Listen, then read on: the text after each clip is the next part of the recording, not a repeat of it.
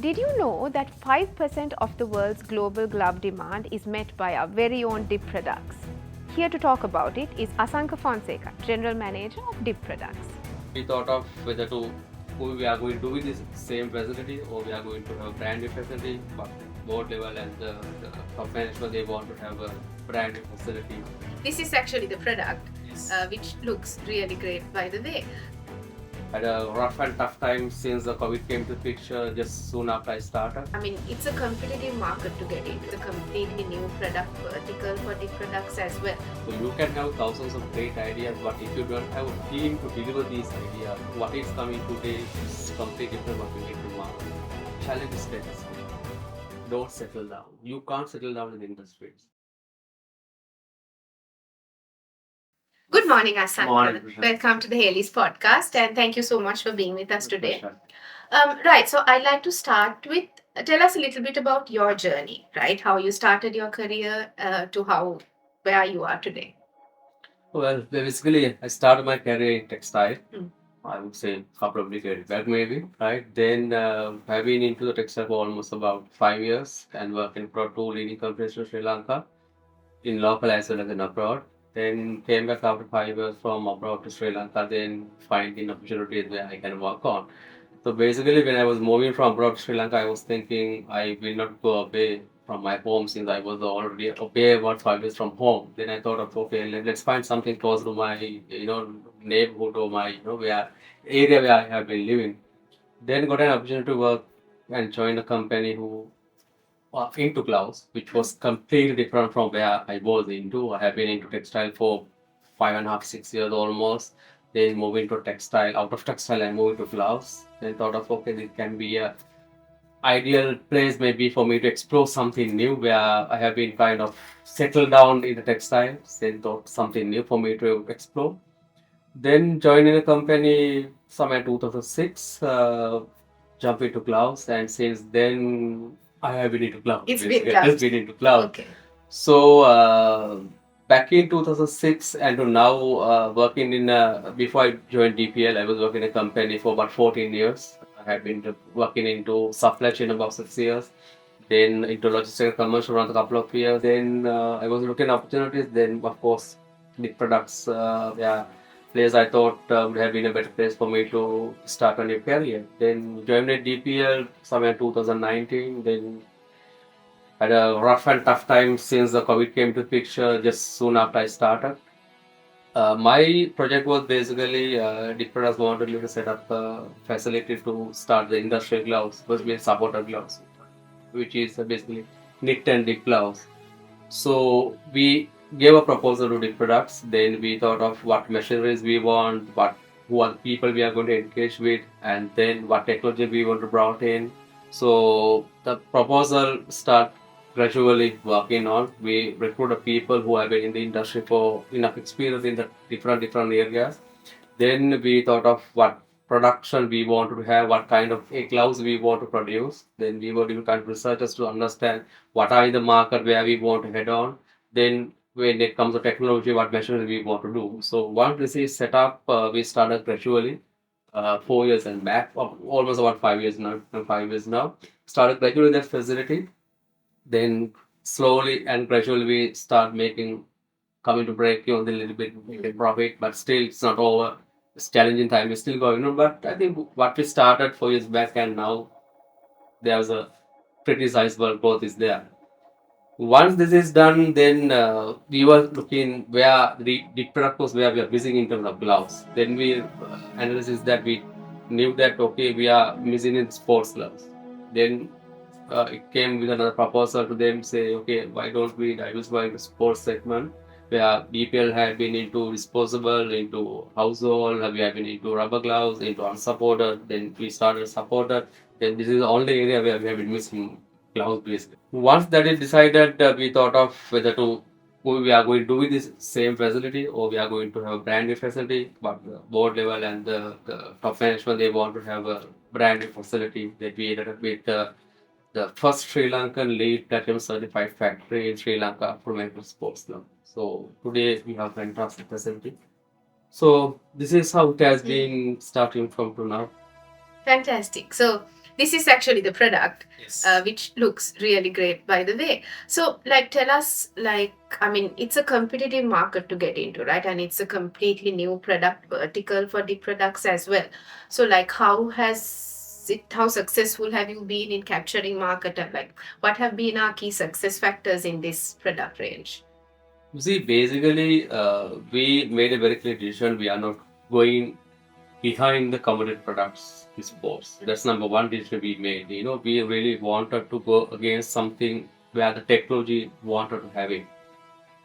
Then with that we thought, okay, let's move into seamless. Because seamless have been where we have been strength in seamless knitting, etc. We thought let's move into seamless, and then started seamless sports gloves. Not only the conventional cut and sewn gloves, where if you look at in the industry about 90-95% of the market, which has all cut and sewn, predominantly basic cut and sewn sports glove. We thought let's move into seamless, and that's number one. Number two, we thought not only seamless, let's get the sense of sustainability into that area. So we started moving seamless as well as sustainability yarn, sustainability materials, and not only materials, how we can make our supply chain as sustainable.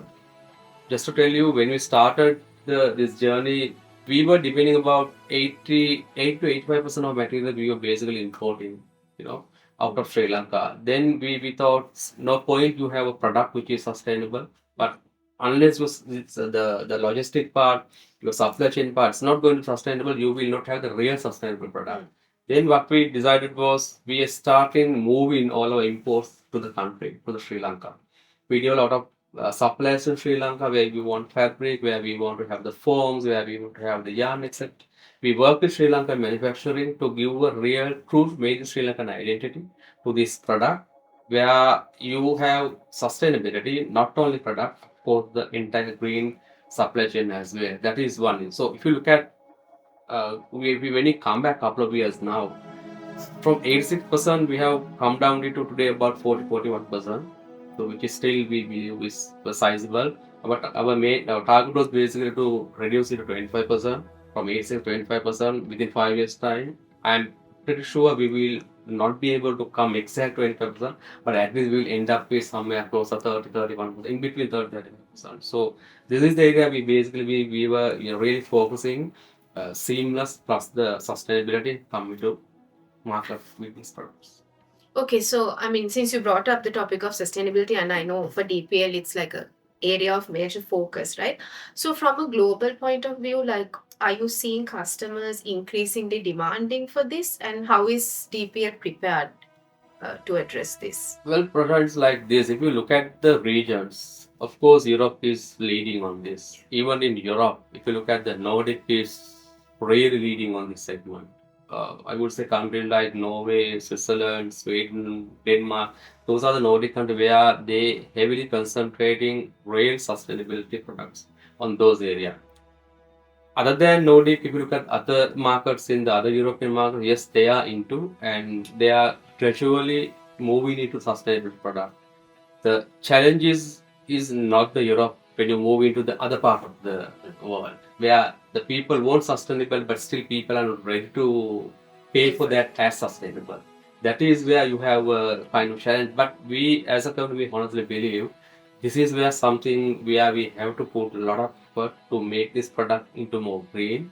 And also it's not only just the green, it's not be a green washing. People put things into the market as so-called green, but end of the day it does not give the real green value to the product. So but we as a company, that's why I told you, it's not the product. You have to check about the entire chain has to be sustainable.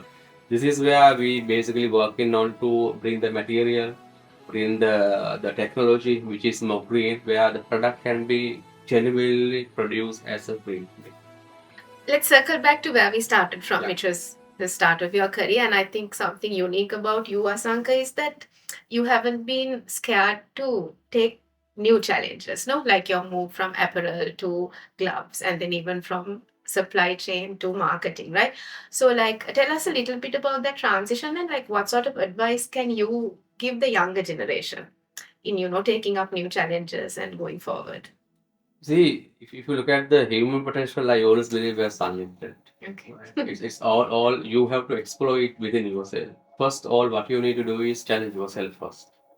For you to get the real person inside of you, unless you don't challenge yourself, you don't see what you have inside within you. So let's do it first. Then with those challenges, you will articulate a different person within yourself, where you will see a lot of potential coming within you. So, and you will get a lot of concepts, you will start getting a lot of ideas, you will start getting a lot of things where even sometimes you might not think, is this me doing these things? So, first challenge yourself, number one. Number two, once you challenge yourself, when you start getting thoughts, ideas, concepts, etc., believe in the down the line who are working under you, basically your team. So you can have thousands of great ideas, but if you don't have a team to deliver these ideas, to convert this concept into reality, it's not never going to work. So develop a team where you can trust on, right? And also give them what you have. You see, when we are in the industry for decades, we learn a lot of things. There's no point that I don't pass this information, the knowledge, the know-how, what I learn to my down the line team and to make it strong, where I can depend on real on this. So number two is develop your team, which is very far most important. Number three, challenge status quo. Don't settle down. You can't settle down in the industry unless you challenge your subordinates, unless you challenge your sub department, unless you challenge your boss even. So you should do it. Since you challenge only, you see, sometimes people might think when I challenge you, you might think what this person is, why he's challenging me. Sometimes people will think he's yelling me, he's blaming me. It's not like that. Why we do it to develop the person to the next level. Unless if I don't challenge a person, he will be very comfortable in the comfort zone. He'll be doing what he has been doing for decades. When you challenge a person, he thinks about okay, he's challenging me. I need to do something different. So third thing is challenge your team, challenge your boss, challenge your status quo to make things up. These are certain things where you really do it. Other thing is the innovation and technology. Don't stop in innovation and technology. You have to explore what is coming today. It's completely different what you get tomorrow. So you have to be in the industry, see, explore new things. You might fail, it's all right. We know all the bad story. 1,001 times only get succeed. Yeah. So you have to keep moving, believe in yourself, challenging yourself, challenging others, working with the technology. Don't stop innovations. The innovation will never stop. You can't settle down. Okay, if I develop this product, it's done. Okay, let's keep it. It's not like that. So you have to think what can be the next topic, what can be tomorrow, what can it can be day after tomorrow. So likewise, you have to keep moving with the innovations, technology. Don't stop yourself. No limitation for yourself. I always will tell people what is stress. So there's nothing worse than stress. It's something you create yourself within inside with a stress. Even talking to stress can be a person. Even walking can be stress for the person. It's nothing like that. So keep moving. All what you have to do. Don't stop. Keep moving. You might need to take a rest, but yes, take a rest, but still keep moving. That's all. Great. So, what does the future hold for DPL? How do you see the company? I think DPL has a lot of areas where we are right now working. I think I am personally proud to be a part of the team. We are working to DPL, and leading certain projects at DPL.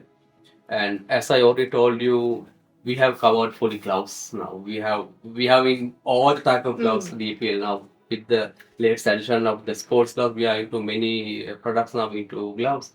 And again, what I told you was the technologies where DPL really believe in. We invest quite a lot of on people to bring new ideas, new concepts, new technologies. We spend a lot of money for for the to send people to the participation of the trade shows, etc., where we can see what are new things coming into technology. So there are certain things even we are slightly thinking other than gloves, where our know-how of yarn engineering facility, the knitting technology, where what we can brought in, and also we are going to partner with several companies, leading companies in Sri Lanka to see how we can, get their technology into gloves and bring our technology into their products, etc. So this is where basically, if I say it, I can't tell you, okay, this is where we are heading, but there are multiple areas where we are really focusing on. to work with we were to work ourselves and also work with other different companies to bring technology into the business and to have a reasonable growth. And I think for me, one of the key things from this conversation has been really the value of the Sri Lankan brand, right? And what Sri Lankan companies can really achieve in the global market space if we put our minds to it. So thank you so much for joining us and hope to catch you soon. Thank you very much, Prashant.